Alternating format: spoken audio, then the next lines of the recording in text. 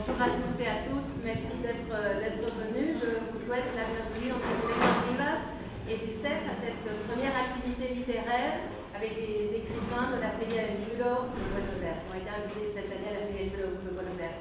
Et avant toute chose, je souhaitais remercier l'Institut français d'Argentine dans la personne de Matteo Chapile, qui très gentiment nous a permis justement la visite de l'écrivaine Emmanuelle Bayamac-Tam, dont 2 romans ont déjà été traduits en Argentine, donc déjà vous êtes présents parmi nous depuis un certain temps quand même.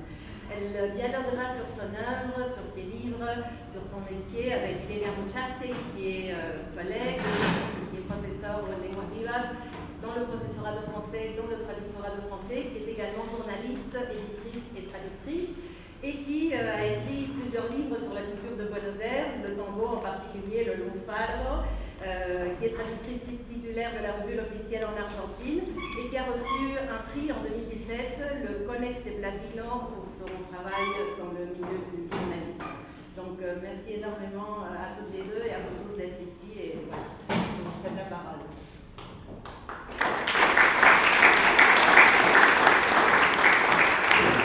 Merci, bonjour et bienvenue à tout le monde pour cette rencontre proposée par le CEF.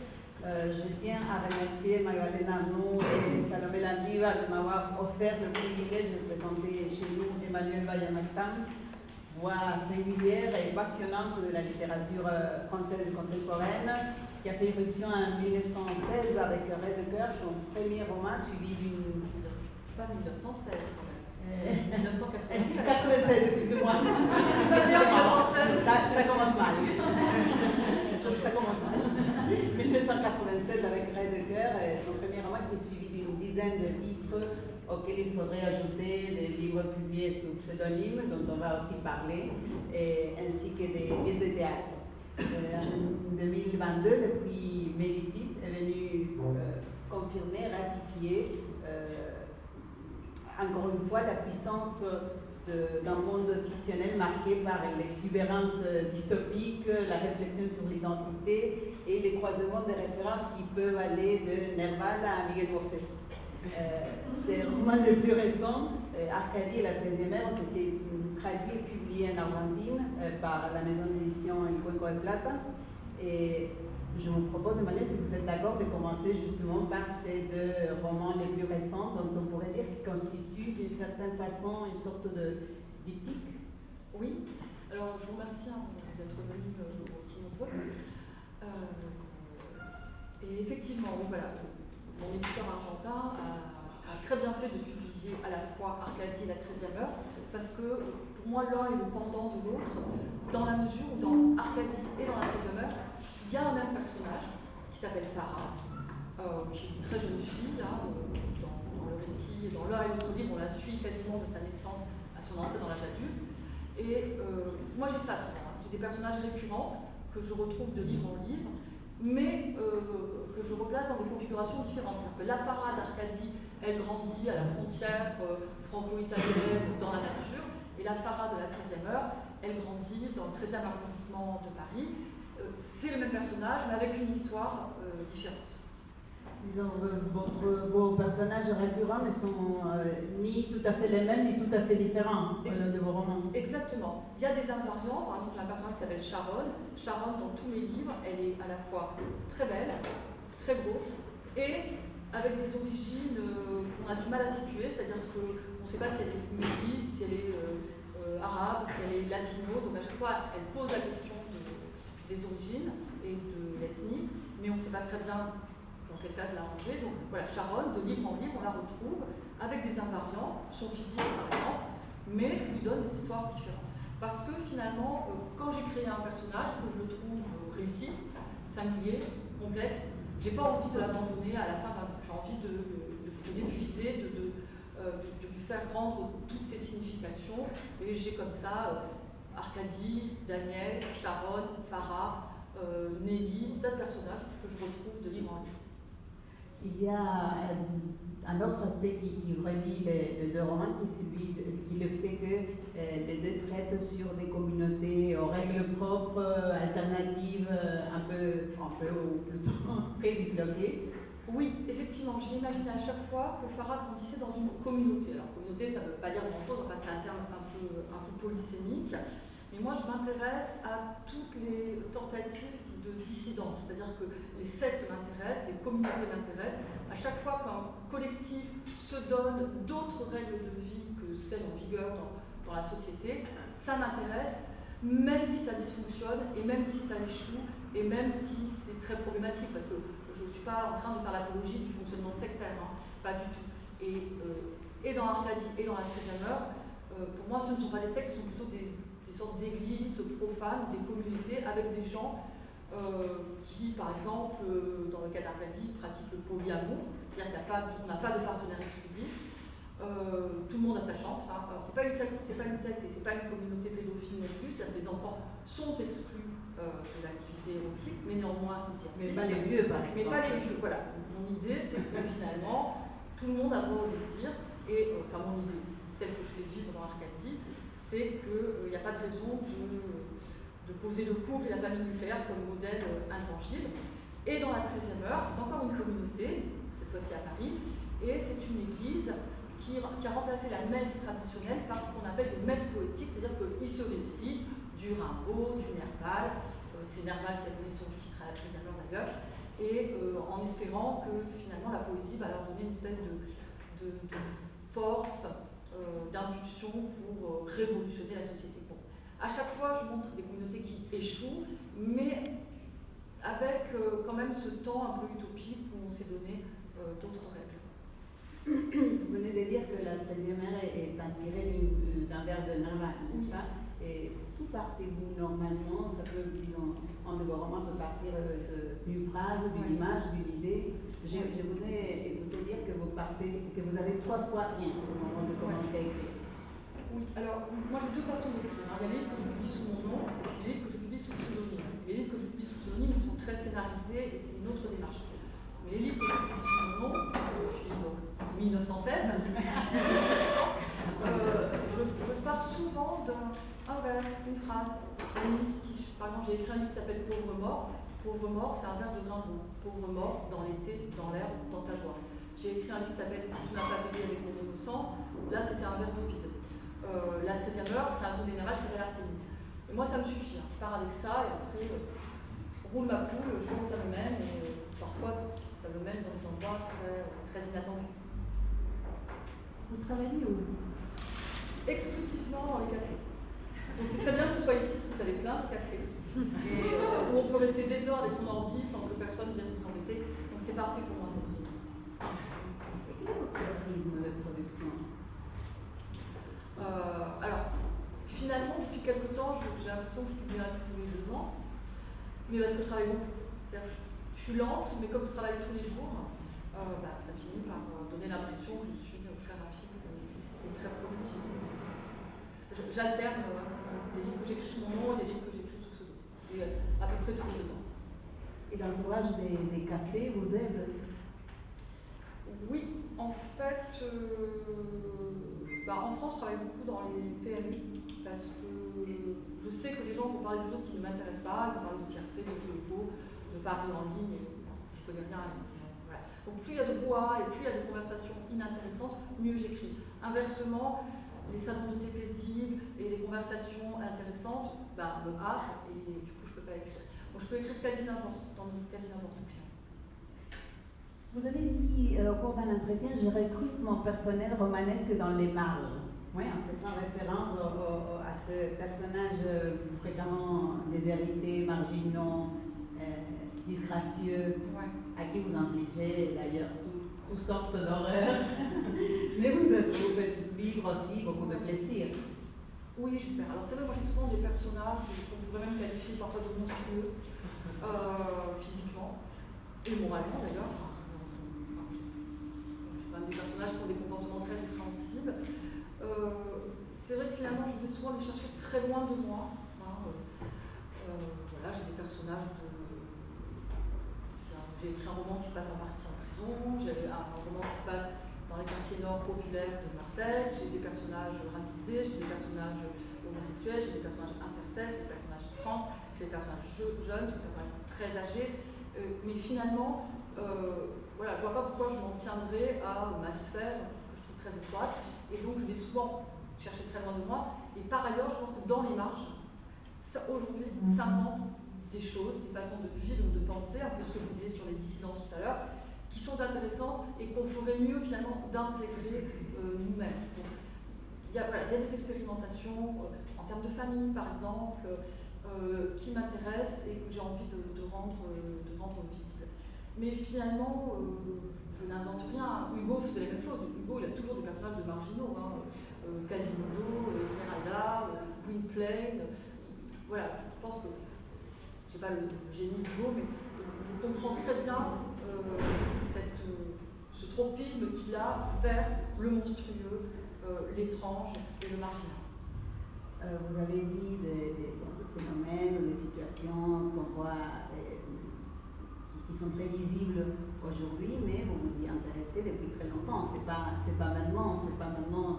Depuis très longtemps, vous vous intéressez par exemple à la question de genre, à la question de transgenre, qui est tellement au centre des intérêts aujourd'hui. Oui, alors c'est vrai que dès mon premier roman, dont je vous rappelle que j'ai publié en 1916, donc j'étais vraiment visionnaire et futuriste. Et comme vampire, je vis plusieurs séries de la torture. C'est vrai que le personnage de mon premier roman publié en France, en 1996, c'était déjà un garçon qui sentait qu'il était une fille. Et je décrivais déjà des épisodes de dysphorie de genre, sauf que je n'avais pas du tout le bagage conceptuel et le lexique qu'on a aujourd'hui pour parler de la dysphorie de genre, par exemple. J'en parlais sans savoir que quelques temps après, je serais rattrapée par ce vocabulaire et par cette pensée. Donc, je n'ai pas sauté sur ces sujets de façon opportuniste, sauf qu'ils me touchent personnellement pour des raisons qui ne sont pas du tout, n'ont pas vocation à être divulguées, mais j'ai toujours eu des personnages qui étaient fluides, que je décrivais en voie de métamorphose, alors effectivement entre un genre et un autre, mais parfois aussi j'ai des personnages, on parlait de Sharon, qui sont ni noirs ni blancs. J'ai toujours écrit avec comme ça un idéal de fluidité et avec l'envie de raconter des métamorphoses. Et là, pour le coup, mon modèle c'est Ovide. Si vous avez lu les métamorphoses d'Ovide, j'espère que vous le saurez, si ce n'est pas déjà fait, vous verrez qu'avec Ovide, on est toujours... On saisit le moment où la fille se transforme en oiseau, ou en plante, ou en lion, voilà, ça me plaît de décrire comme ça ces passages d'un état à un autre. Alors, je suis aussi une autrice du corps, c'est-à-dire que j'aime beaucoup aussi décrire des corps qui se transforment, qui grossissent dans des proportions incroyables, ou qui maigrissent, qui se tatouent, qui se scarifient. Voilà, les différents états du corps m'intéressent. D'accord, et le fait que vous soyez, bon, comme vous l'avez dit, une femme très éloignée de ces cas, ne vous a jamais posé des problèmes, des polémiques? Alors, effectivement, les temps changent. C'est vrai que ce que je pouvais faire tranquillement, impunément en 1996, avoir un narrateur qui était un garçon homosexuel et par ailleurs un peu flottant dans son identité de genre, c'était pas du tout remis en question. Aujourd'hui, je pense que voilà, on peut me renvoyer au fait que finalement j'ai peu de légitimité pour parler de ces questions. J'admettrai le questionnement s'il vient, j'admettrai la polémique si elle vient, mais ça m'est pas arrivé pour l'instant. Je suis pas tellement bousculée là-dessus, d'autant que voilà, j'écris en ayant tout à fait conscience d'où j'écris, en ayant tout à fait conscience aussi de mes privilèges, mais écrire c'est ça aussi, quoi. C'est faire un exercice d'empathie, c'est se mettre à la place d'eux, pas parler pour les gens, mais peut-être le temps de l'écriture, et du coup le temps de la lecture aussi, faire cet exercice d'empathie qui consiste à être un garçon des quartiers nord de Marseille, une fille obèse dans le 13e arrondissement de Paris, ou une très vieille dame, toujours à Paris. Voilà, cette liberté-là, je me la suis donnée. Pour l'instant, personne ne me l'a contestée. Ça arrive, c'est pas grave. Je le comprendrai. Vous écrivez toujours à la première personne? Oui, j'écris toujours à la première personne du singulier et je pense que ça crée une proximité. Alors pour moi déjà, parce que du coup je rentre dans le psychisme d'individus dont j'ai déjà dit qu'ils étaient très loin de moi, mais je pense que pour les lectrices et les lecteurs, ça induit cette même proximité. Et parfois du coup, j'arrive à faire accepter et des discours et des pensées et des comportements très problématiques. J'ai des personnages problématiques.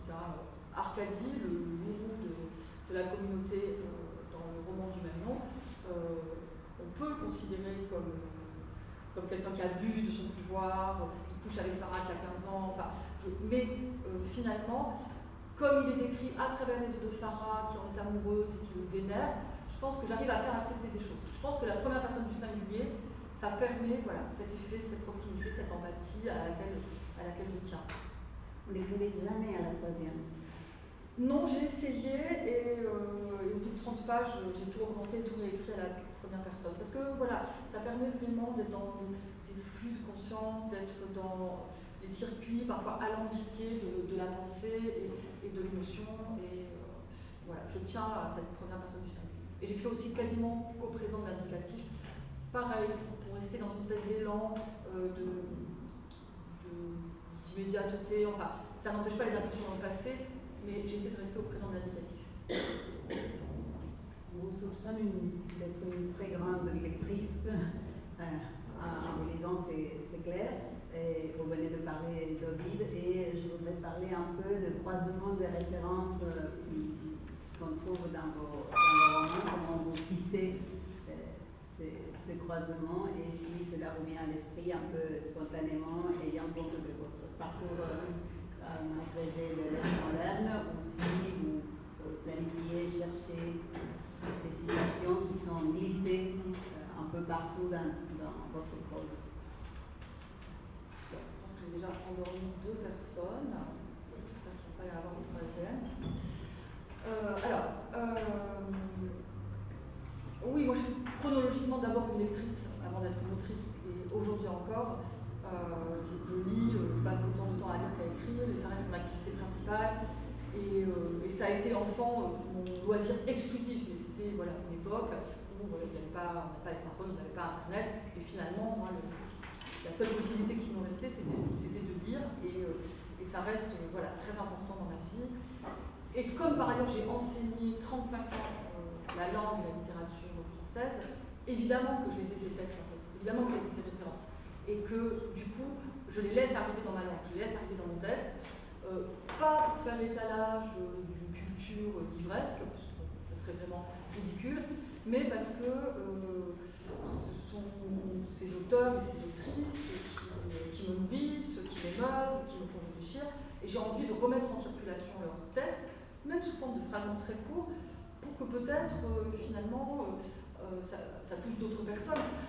Et alors effectivement, j'ai une façon un peu particulière de citer, de me référer au texte, puisque je mêle Proust, Nerval, La Fontaine, Rimbaud à ma propre phrase, sans mettre de notes, sans mettre d'italique, sans mettre de guillemets.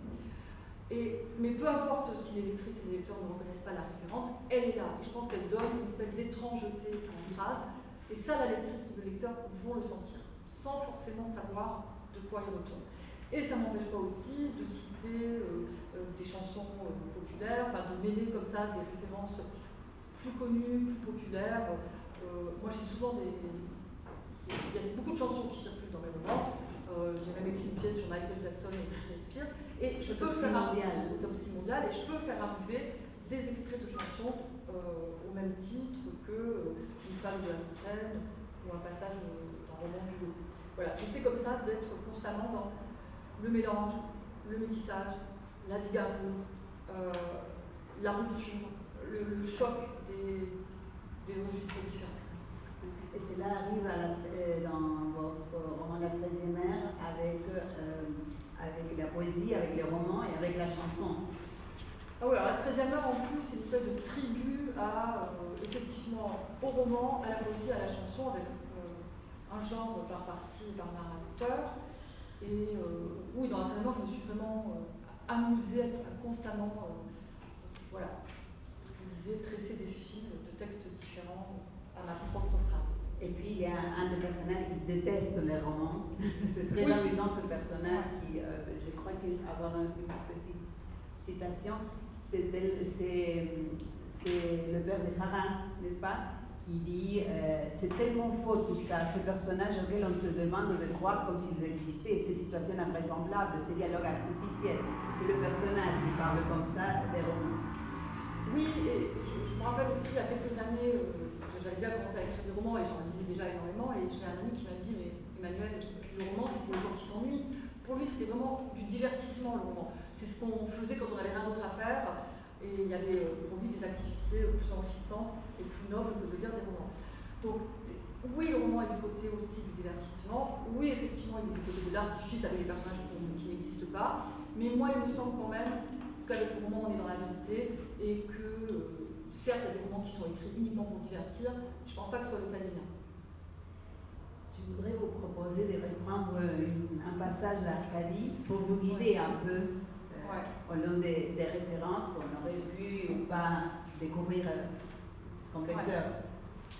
Bon, alors merci, c'est un des passages érotiques du roman. Donc, voilà, on écrit des scènes érotiques tranquillement dans son coin, mais on n'imagine pas que parfois on va être amené à les lire devant une assistance posée en partie de jeunes personnes. Donc merci. Voilà. Oui, c'est vrai. Donc si je choque certains, mes excuses, mes assumes. Je baisse dans une voiture, mais l'idée m'emballe, et je m'empresse de défaire la ceinture d'Arcadie pour le prendre dans ma bouche. Au moment où sa verre touche mon palais, je me sens traversée d'une joie puissante, un plaisir délicieux qui me dépasse infiniment, une réalité devant laquelle toutes les autres s'évanouissent. Avec la sensation et la saveur familière de son sexe dans ma bouche, c'est tout mon vert paradis qui ressurgit, mes plaisirs et mes jours en cet été cruel, ma saison du jouir, à la fois déclenchement merveilleux et commencement du terrible. Avec l'odeur et la moiteur de ses cuisses, je retrouve mon ivresse d'être au monde, mon impatience tandis que je l'attendais sur notre couche nuptiale, herbes écrasées, plataca malmenée par le vent, ma féerie perpétuelle, ma vie habitée par l'amour, ma vie en son pouvoir que j'ai cru infini. Dans cet habitacle, si peu fait pour l'extase, je suis sur le point de connaître un nouvel épisode de désagrégation mentale qui risque de m'emmener très loin, et ce n'est que par un effort douloureux que je parviens à me concentrer sur les chairs flacides d'Arcadie. Et comment se fait-il d'ailleurs que sa verge reste désespérément inerte en dépit des vigoureux mouvements de succion que je lui imprime? Arcadie ne m'a habitué ni à l'inertie, ni à la passivité. Alors, avez-vous reconnu le passage que je pastiche? Non. Bon, à chaque fois, effectivement, j'essaie de pasticher des morceaux de bravoure de la littérature française, des passages très très connus, et puis finalement, ça a fait un flop parce que personne ne le reconnaît. Alors en fait, c'est l'épisode de la petite Madeleine de Proust. Sauf que j'ai remplacé la Madeleine par une vierge. Mais ce sont les mots de Proust, hein, avec la sensation et la saveur familière, c'est Proust. Et dans ce passage que je vous ai lu rapidement, il y a aussi le vert paradis, c'est Baudelaire. La saison du jouir, c'est Gauguin. Le déclenchement merveilleux et le commencement du terrible, c'est Rilke. Il y a un peu de Bible aussi, il y a un peu, il me semble, hein, je ne retrouve plus le passage. Ouais. Il y a du Éluard, du Aragon, ma vie habitée par l'amour, ma vie en son pouvoir que j'ai cru infini, c'est Aragon et Éluard en même temps. Et voilà. Donc finalement, dans ce court passage, j'ai essayé de... je parlais du tribut tout à l'heure, oui, de rendre hommage à Proust, de rendre hommage à Éluard, de rendre hommage à Aragon, à Rilke, tous ces auteurs, effectivement, qui, au moment où j'écris, sont avec moi. Et que je considère comme mes frères et mes sœurs. Oui, c'est le Cantique des Cantiques, ça me revient, le passage de la Bible auquel je fais une très lointaine référence. Très lointaine. En parlant des tribus, vous avez partagé avec des collègues un club de lecture, c'est ça? À une époque? Vous pouvez nous raconter, peut-être que ça pourrait inspirer quelques-uns. Oui, j'espère. Oui, j'ai fait l'essentiel de ma carrière dans un lycée de la proche banlieue parisienne et j'avais 4 collègues que j'aimais beaucoup et qui lisaient beaucoup, les profs de français. Et on a décidé de fonder un club où l'idée c'était que tous les ans, on se fixait comme objectif de lire un livre qu'on n'avait jamais réussi à lire ou à lire en entier, un livre notoirement difficile ou très long. Et on a commencé par La Recherche du temps perdu, qu'on a lu, ensuite on a enchaîné sur L'homme sans qualité de Musil, puis Ulysse de Joyce, que moi j'avais, La Recherche je l'avais lu, mais Musil et Joyce m'étaient toujours cassé le nez. Le fait de lire ensemble, sachez-le, de lire à plusieurs, de lire en même temps et d'en parler, parce que nous on en parlait tout le temps, on en parlait à la création, on partait en week-end pour en parler. Voilà, ça peut paraître étrange, mais c'est ce qu'on a fait, on partait en vacances pour en parler. Voilà, donc on a fondé un club qu'on a modestement appelé le Club Proust, voilà, et qui depuis s'est un peu désagrégé, on va dire, parce qu'on n'est plus Moi, je n'enseignais plus, ils sont partis dans des lycées différents, mais je conseille la lecture à plusieurs. C'est vraiment un exercice très enrichissant. Pour revenir aux références littéraires, je pense, on ne peut pas s'empêcher de penser au traducteur qui se voit confronté à des défis incroyables. Maintenant, c'est un rêve pour un traducteur d'avoir entre ses mains un tel travail. Comment ça s'est passé? Je sais que vous venez de rencontrer pour la première fois votre traductrice Esclavo à Buenos Aires, mais vous pouvez raconter un peu comment ça s'est passé? Oui, bien sûr. Alors, effectivement, je pense que vous l'avez compris en écoutant le passage que je vous ai lu à l'instant, c'est très compliqué pour une traductrice ou un traducteur de me traduire parce qu'il faut repérer ses références, il faut se référer à la traduction qui existe déjà dans le pays. Le Scavo ne m'a pas contacté, ne m'a pas sollicité, et je lui ai demandé pourquoi, et elle m'a dit qu'elle avait eu peur de m'embêter, de me faire perdre du temps. Moi, j'aurais adoré échanger avec elle sur ce sujet. Je sais que j'ai une traductrice aux États-Unis qui, elle, m'a abondamment sollicité, et j'ai apprécié ce travail que j'ai fait avec elle. Je comprends les scrupules de ma traductrice ici en Argentine, elle va vous m'embêter. Oui, je pense plutôt que c'est un cauchemar de me traduire. Voilà. En tout cas, elle a été très gentille, elle ne m'a pas fait de reproches. Vous avez parlé brièvement de votre deuxième identité. On est toujours sur cette ambiguïté que vous avez l'air de tellement aimer. Et Rebecca Ligieri, qui est aussi un clin d'œil à Dante. Tout à fait. Et pourriez-vous nous raconter un peu comment cela a commencé et de quelle façon cela a pu ou pas avoir une influence sur votre travail aussi en tant qu'Emmanuel Valle-Martin? Oui, bien sûr.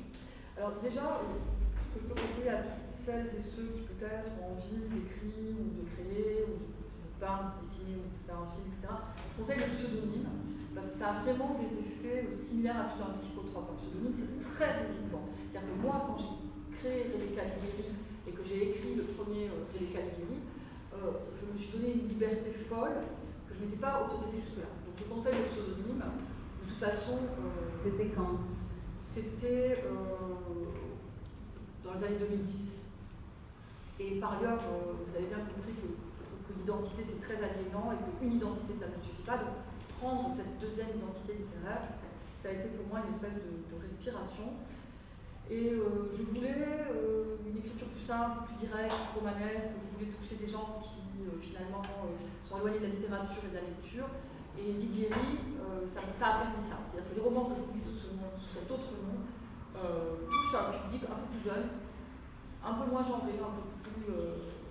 La proportion filles-garçons est un peu différente.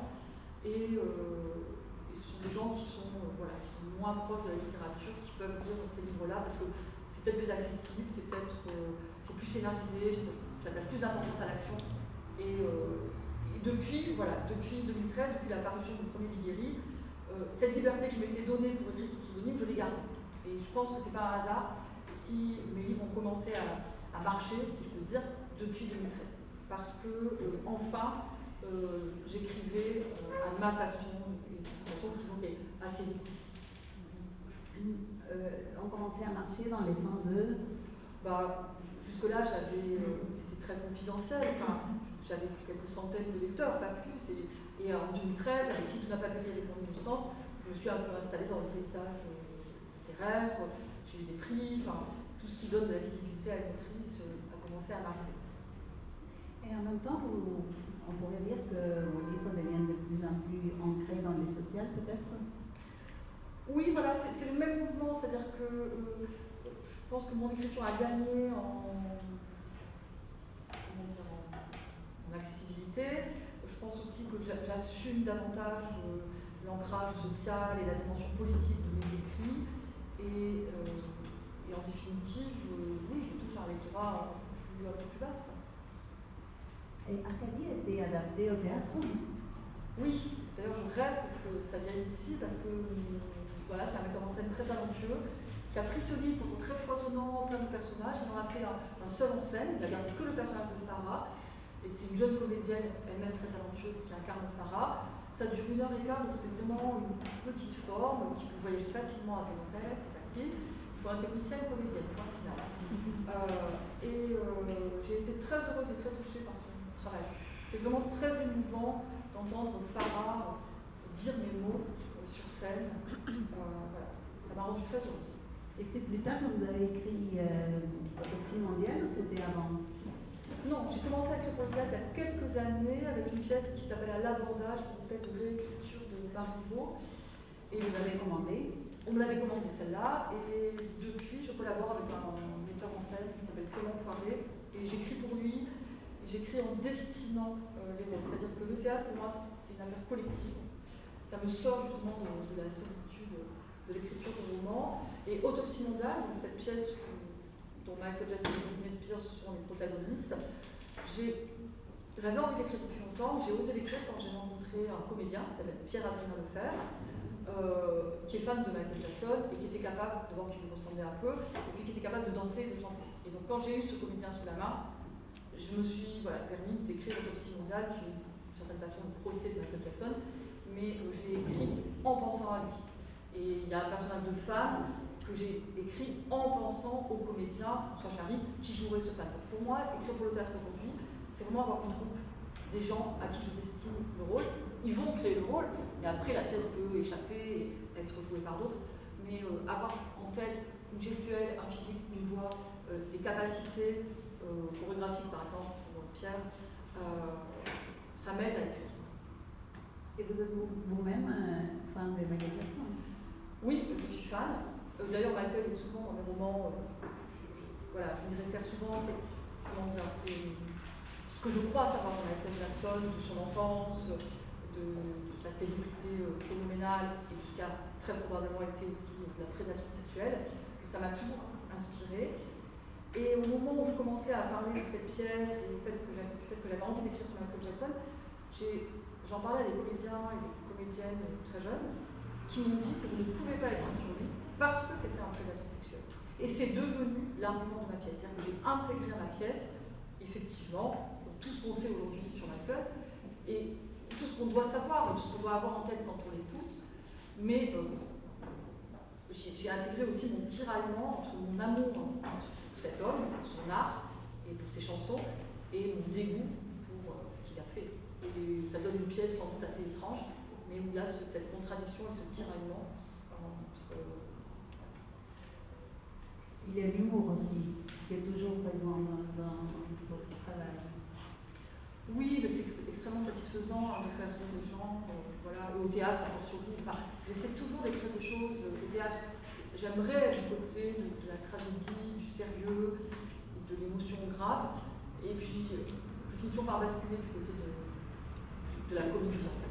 Autopsie mondiale, c'est ce que j'appelle une dramédie musicale, parce qu'elle a chanté et dansé, mais dramédique quand même, et assez de fois, qui est assez grotesque. Pour le moment, on avait parlé des références littéraires, il y a aussi beaucoup de références issues de la culture populaire. Je pense par exemple à Almodovar, dans le cas de la deuxième. Oui, alors il y a un sociologue français qui s'appelle Bernard Lahire, que je vous incite à lire, qui a très bien théorisé ça dans un très beau livre qui s'appelle La culture des individus. Et ce que dit Lahire, c'est qu'on est tous stratifiés par des couches de cultures différentes.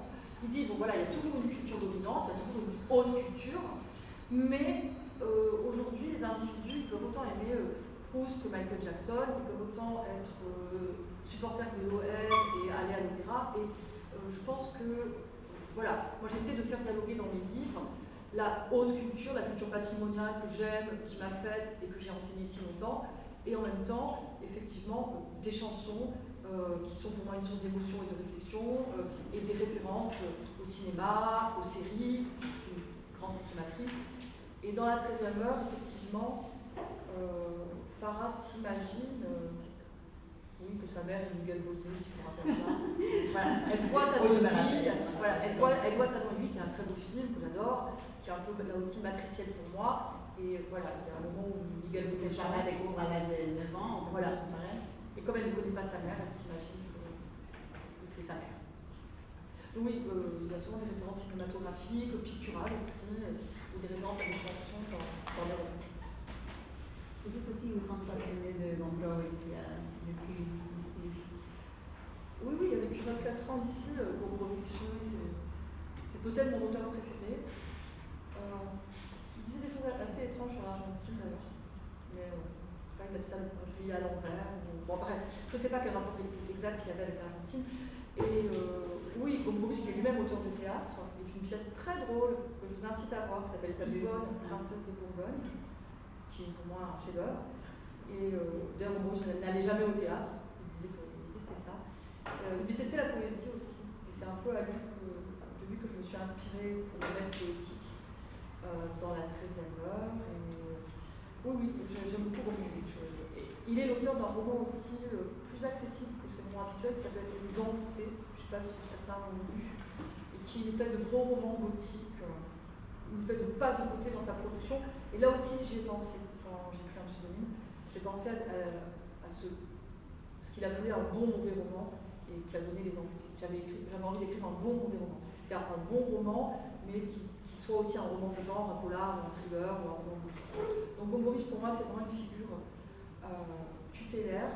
Et il y a une phrase de lui qui est un peu mon mantra, et j'avais envie de me faire tatouer, mais en fait, j'aime pas les tatouages en temps, qui est je ne sais pas qui je suis, mais je souffre quand on me déforme. Et ça, j'aurais pu la mettre en exergue de quasiment tous mes livres, qui, comme vous l'avez compris, voilà, tournent autour beaucoup de la question de l'identité. Donc je ne sais pas qui je suis, mais je souffre quand on me déforme.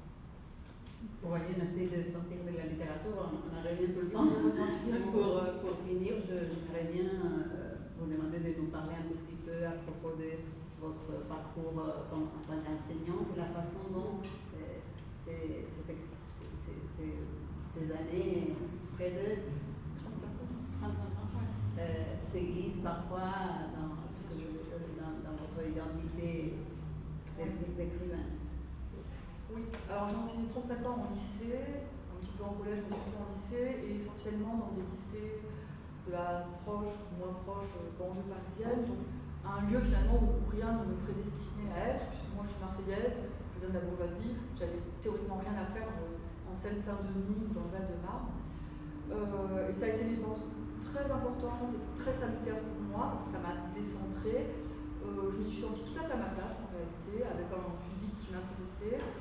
Et j'ai enseigné avec plaisir en essayant de faire en sorte que mes cours ne soient pas des moments. Voilà, j'ai essayé d'être. Que ce soit des moments de fantaisie et de dialogue, et des moments où, voilà, ce ne soit pas des moments seulement dans le milieu de France, même si évidemment qu'il y avait dans le milieu de France, mais je voulais que ce soit un peu des parenthèses pour mes élèves, et ça ne nous empêche pas de travailler.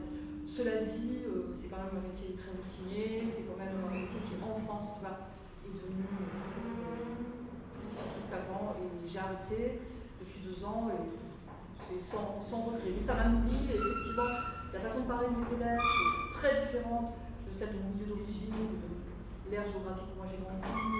Évidemment que ça m'a inspiré. Et quel était le rapport de vos étudiants avec votre identité, votre célébrité en tant qu'écrivain? Ils s'en foutaient complètement. Alors, non, mais rien à faire. Alors, je les violentais pas non plus avec ça, je ne pas en disant regardez, voilà.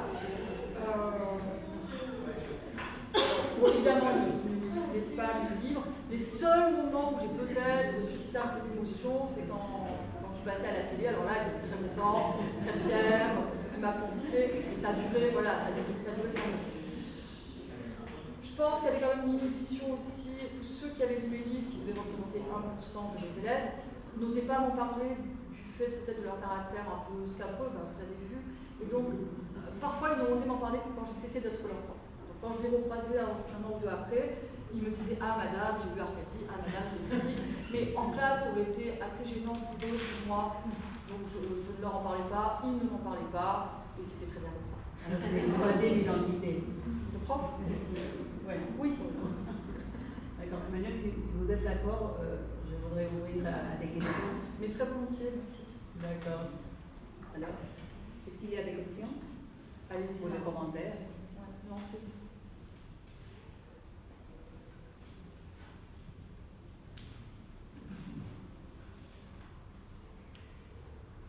Oui. Et moi, je peux parler. Oui. Et je ne sais pas si c'est une question, c'est plus une remarque. Il me semble que romans antérieurs.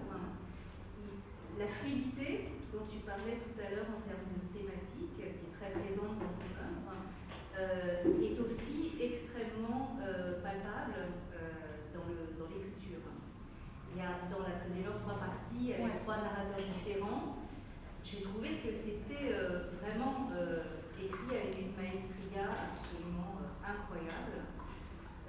J'ai toujours été une grande fan de ton travail, mais j'ai trouvé vraiment que la 13e heure était un livre absolument étincelant. Et j'avais beaucoup aimé Arcadie. Mais il me semble que dans la 13e heure, il y a quelque chose de la fluidité, que je ne sais pas comment tu as réussi à faire ça, parce que c'est pas seulement un changement de point de vue, mais c'est un changement de point de vue et une continuité dans la narration. Il me semble qui est très, très complexe à mettre en place. Et quand tu disais tout à l'heure que tu commençais un livre comme ça, sans tellement savoir où tu allais, je me disais, mais comment fait-on ça avec une complexité narrative telle que celle que tu proposes dans la 13e heure? Merci. Non, vraiment, en commencement de la 13e heure, je savais que j'avais une phrase et puis j'avais l'idée de reprendre le personnage de Sarah et c'est tout. Donc, quand on me renvoie de la complexité narrative pour mes livres, je suis toujours très étonnée parce que c'est pas quelque chose qui s'est construit en amont mais qui s'est vraiment construit chemin faisant. Je suis ravie que tu parles de fluidité parce que c'est un mot auquel je tiens, tu le sais, et c'est vrai qu'il fallait passer d'une partie à l'autre de façon fluide et en même temps avoir une langue différente pour Farah, une langue différente pour Lénie, une langue différente pour Inde. Mais bon, voilà. Moi-même, j'ai relu la fin de la 13e heure récemment, je me suis dit, oh, c'est bien. En général, je ne relis pas les livres, là, j'étais assez contente. Et pourtant, c'est un livre, alors, certes, il a eu le prix Médicis, mais il n'a pas été si bien reçu que ça parce qu'on l'a lu comme une espèce de redite d'Arcadie. C'est-à-dire qu'il y a des gens qui se sont dit, oh, ben voilà, il refait le coup de la communauté, Farah qui est intersexe, on ne va pas relire la même chose, on a lu Arcadie, c'était très bien, basta. Et donc, j'en étais très mortifiée parce que moi, je trouve c'est deux livres très différents. Mais oui, il y a Farah de nouveau, et oui, il y a une communauté. Vous parlez de la critique? Oui, et même, Arcadie a eu beaucoup plus de succès que la 13e heure, mine de rien. Ouais. Ça, c'est plutôt comme ça. Combien de temps sépare l'une de l'autre? Il y a eu Arcadie, puis j'ai publié un livre entre-temps, et puis je sais pas, il y a dû y avoir 4 ans entre les deux. Vous alternez systématiquement. Mais là, récemment, je me suis aperçue que ce que j'écrivais sous un nom et sous un autre commençait à fusionner. Donc je pense que je vais tuer ou l'une ou l'autre de mes identités, puisque les deux fusionnent. Ou alors je prends... Attention. Ouais. Que ce soit plutôt... Mon éditeur est furieux. Il faudrait tuer Rebecca. Oui, moi je suis d'accord. Mon éditeur préfère Rebecca. Au début, vous avez pensé à un autre éditeur pour Rebecca, c'était comme ça. Vous pouvez nous raconter un peu l'origine, la naissance? Bien sûr. Donc moi, je suis aux éditions POL depuis 1996, comme chacun sait. Et j'avais un éditeur extraordinaire, qui est disparu depuis, qui s'appelait Paul Tchaikovsky-Laurence, qui était un homme plus âgé que moi, très courtois, très poli, très... Enfin, on s'est toujours vouvoyé jusqu'à la fin, en même temps on était très amis. Et c'était quelqu'un de très doux et de très discret. Et donc j'ai écrit le premier Liguéry, c'est une espèce de polar marseillais, et je me suis dit, Paul, il ne va pas vouloir de ce livre, ça ne va pas du tout avec sa maison d'édition, qui est quand même très respectable. Et là, j'avais écrit une espèce de, une peau pourrie, polar, marseillais, thriller, bref. Et donc je l'ai proposé à un autre éditeur qui l'a accepté, qui m'a versé un avaloir, et ça allait être publié, puis je me suis dit, quand même, je vais appeler Paul. Et donc je l'appelle et je dis voilà, Paul, je vous préviens, je vais publier un polar, j'ai un autre éditeur que vous, j'espère que vous ne serez pas contrarié. De toute façon, c'est pas du tout pour POL, c'est pas du tout pour votre maison. Et là, un silence glacial s'est établi au bout du fil, et il m'a dit mais je vois pas ce qui me permet de décider ce qui est pour POL ou pas. Soit vous publiez chez moi, soit c'est fini entre nous. J'ai évidemment rendu la valoir, rapatrié mon manuscrit. Paul l'a lu, l'a aimé et l'a publié, et je ne regrette pas du tout ce choix. Et c'est vrai que, c'est ce que je vous disais tout à l'heure, prendre un pseudonyme, se dire qu'on allait publier chez notre éditeur, que personne ne ferait le lien entre Liguéry et Banana, puisque je voulais pas qu'il y ait de photos, etc., ça m'a donné cette liberté que je ne vous ai pas. Mais Paul a eu raison d'insister pour que ça soit publié chez lui, et aujourd'hui, je n'ai qu'un regret, c'est qu'il soit plus là pour voir que finalement ça marche, cette double identité, enfin, ça a fini par avoir du sens et par s'installer. Mais au début, on ne savait pas que c'était vous derrière. On a essayé de maintenir le secret pendant quelques mois, et enfin, ça a très vite, je ne sais pas pourquoi d'ailleurs, ça s'est très vite su, et j'assume complètement cette double identité, bien sûr. Aujourd'hui. Et de quelle façon vous vous êtes amusé? Quel projet doit être attribué à Emmanuel ou c'est vraiment une écriture différente. Hein. Quand je sais que ce sera du Guéry, j'écris plus vite, je suis dans une espèce d'élan, la phrase est plus courte, elle est plus dynamique. Quand j'écris sous mon nom, ça va plus lentement, la phrase est plus alambiquée, les références sont plus littéraires et moins populaires. Donc pour moi, c'est vraiment différent, mais je vous dis, ça tend à se confondre. Le Club des enfants perdus, mon dernier Guy Guéry, à mon avis, il est en partie Bayard. Vous êtes partie de la liste de l'entreprise? Oui, ma grande surprise, effectivement, il a été sur la première sélection du Goncourt. C'est vrai. Est-ce qu'il y a d'autres questions, commentaires? Oui, moi. Non, je voulais revenir sur la question de la légitimité, parce que vous avez dit qu'en 1996, vous avez écrit ce roman-là sans vous sentir limité, parce que dans ces contextes, on ne critiquait pas ce type de choses. Maintenant, oui. Ouais. Est-ce que maintenant, vous vous sentez plus limité au moment d'écrire? Est-ce qu'il y a un... Oui, enfin, comment dire, j'y pense davantage, bien sûr. J'ai plus cette forme d'innocence que j'avais pour ce premier livre. Et en même temps, ce serait terrible pour moi de me dire, non, maintenant tu n'as plus droit qu'à des personnages qui ont ton âge, ton origine sociale, ta couleur de peau, etc. Donc oui, j'y pense, et je n'exclus pas, par exemple, de faire relire certains de mes livres par quelqu'un qui serait plus concerné par le sujet de la transidentité, par exemple, ou par des questions de racisme. Enfin, pour moi, ça me semble pas exorbitant comme exigence, mais enfin, je marche un peu sur des œufs, quoi. C'est-à-dire que j'ai intégré cette idée qu'un jour ou l'autre, voilà, on pourrait me refuser ce genre. Mais pour l'instant, non, je ne suis pas. Par exemple, là, dans le livre que j'ai commencé, qui sera publié sous mon nom, je reprends le personnage de Sharon, et Sharon, je vous ai dit, elle est raciste. Je ne sais pas comment, on ne sait pas pourquoi, parce qu'en général, je ne dis rien de ses origines véritables, mais et elle est obèse en plus, donc là encore, vous pouvez me dire de quel droit tu écris sur les grosses. Bon, là, on verra bien.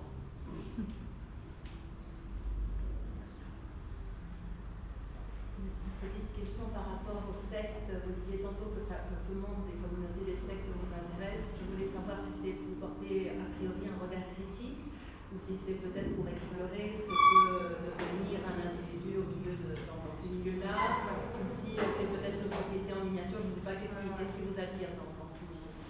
Oui, alors, je tiens à préciser que, et dans Arcadie et dans la 13e heure, pour moi, il n'est pas question de secte au sens où ce sont des communautés dans lesquelles on entre et on sort sur un gré, et ce sont des communautés au sein de laquelle le leader, d'un peu un boulot c'est vrai, mais a priori, ne cherche pas à bourrer les crânes, à laver les cerveaux, ni à exercer d'emprise. Il exerce une emprise, c'est pas quelque chose qu'il souhaite vraiment, donc à cette réserve près.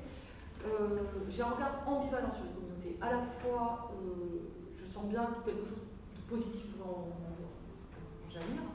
En France, en ce moment, on parle beaucoup de communalisme, par exemple, tout ce qui peut se faire à l'échelle de la commune, etc., ça m'intéresse. Comme je vous l'ai dit, je suis intéressée par tout ce qui relève de la libre pensée, donc des gens qui s'installent à un endroit, qui décident qu'ils vont bannir les technologies, les smartphones, qui vont élever leurs enfants au milieu des poules et des vaches, bien, des gens qui décident, qui mettent la poésie au centre de leur vie, ça m'intéresse. Voilà. Tout ce qui est rupture, dissidence, tentative de faire la révolution en soi et peut-être d'amener la révolution ailleurs, ça m'intéresse.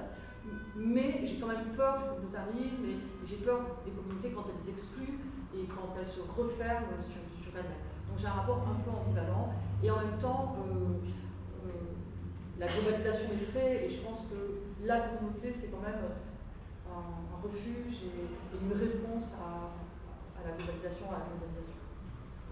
En même temps, vous parlez d'une communauté qui prend la liberté et qui a qui a ses propres règles, mais qui a du mal, par exemple, à accepter un immigré. Oui, alors dans Arcadie, j'ai créé une communauté qui prône l'amour libre, la tolérance, tout le monde s'aime, on aime tout le monde. Et en même temps, le jour où arrive un migrant, puisque je l'ai installé à la frontière franco-italienne, il y a beaucoup de migrants, la communauté se referme. Parce que ce migrant, c'est trop d'altérité pour eux. Donc, voilà, ils pourraient ouvrir un refuge, un centre d'hébergement, et ils ne vont pas le faire. Et Farah, qui est l'héroïne de ce roman, elle en est très blessée, parce qu'elle a cru aux beaux principes édictés par les adultes autour d'elle. Elle les aime, ces adultes, qui l'élèvent, et elle s'aperçoit qu'en fait, ils ne sont pas complètement en adéquation avec leur valeur. Mais c'est ce qui se passe à l'échelle de la France, hein, où finalement on a un discours d'accueil et de tolérance, enfin, de moins en moins, cela dit, et on n'arrive pas à accueillir convenablement les immigrés. D'autres questions ou commentaires?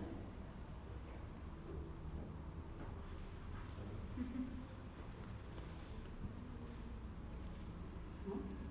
D'accord. Peut-être, oui. Quand même. Je vais passer inaperçu. Par rapport à.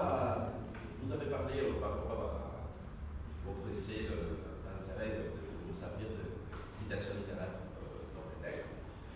Alors, je comprends que tout cela prend un travail. Je voudrais savoir plus à propos de ce processus. Comment vous arrivez à bien l'insérer, comment vous arrivez à bien la travailler? Ouais. Alors, au moment où je commence un livre, j'ouvre un fichier dans lequel je note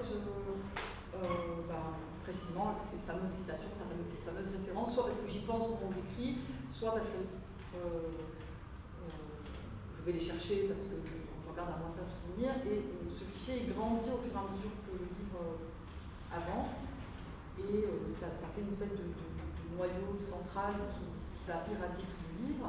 Et la difficulté, c'est que la référence de citation ne plombe pas la phrase, ou que ça soit pas. Effectivement, ça se travaille, même si j'aurais du mal à vous donner exactement une description du processus, mais voilà, il faut à la fois, il faut encore de la fluidité. Voilà. Il faut que, j'espère que vous avez vu dans le passage que je vous ai lu, il faut que tout ça se mêle de façon fluide et harmonieuse. Et ce qui se passe aussi, c'est qu'au moment où on commence à écrire un livre, il me semble qu'on devient poreux à des tas d'informations qui vont vous arriver au bon moment finalement. Voilà. Mais et puis parfois la référence de la citation, elle est à l'origine du livre ou du chapitre, et c'est elle qui est inséminatrice en fait. D'ailleurs dans Arcadie, je crois que tous mes chapitres sont titrés, mais dans La Tresse à mort aussi, et souvent la phrase qui titre le chapitre, c'est la phrase qui a inspiré le chapitre ou qui va se retrouver dans le chapitre. Et voilà, mais en même temps, il ne faut pas que ce soit trop plombant, que ce soit trop rigide. Ouais, c'est vraiment un travail. Est-ce qu'il y a d'autres questions ou des commentaires? Non? Ben, on va se dire adieu. Bon, adieu et merci. Merci à vous.